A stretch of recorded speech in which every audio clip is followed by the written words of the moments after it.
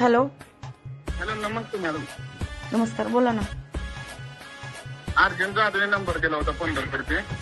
हा का, बोला. मॅडम, आता परिस्थिती अशी झाली, आम्ही हॉस्पिटलमध्ये पूर्ण फसलोय.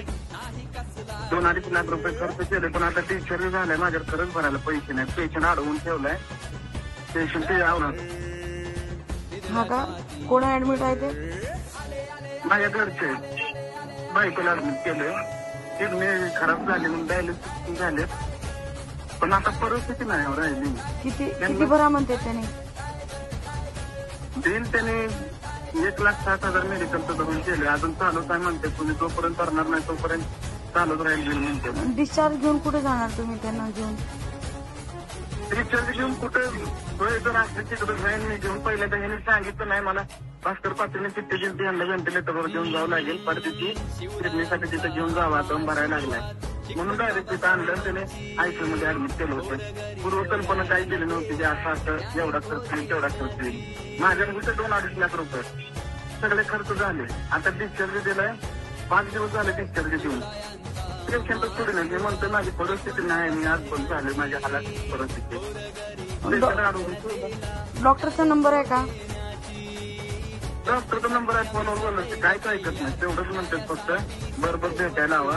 भेटायला गेलं की भेटत नाही. तुमचं नाव काय म्हणले?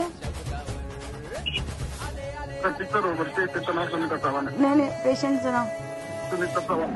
सुनीता चव्हाण. मला डॉक्टरचा नंबर सेंड करता का? लगेच बोलते मी. नाहीतर 7 वाजता येते मी तिकडे तुमच्याकडे.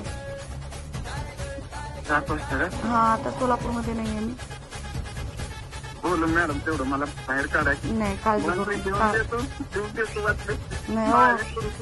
नका असं काय म्हणू नका. थोडीच नाही माझे, खरंच नाही माझे. पैसे पण आम्ही आमच्याला माणूस झालोय. नाही, काळजी करू नका. काहीतरी पर्याय काढते मी.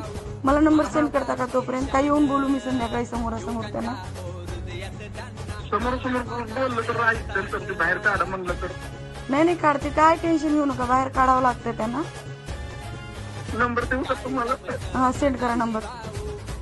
करतो मॅडम, तुमचे उत्तर होते माझे. हो, रडू नका दादा. नका रडू राहू नका. 5 दिवस झालं पेशंटला इंजेक्शन औषध काहीच नाही, आणि मी इथं पडून आहे. मला कुठं हालचाल करता. मला माहित आहे किडनीचं काय प्रॉब्लेम असतं. माझ्या वडिलांची पण किडनी फेल झाली होती.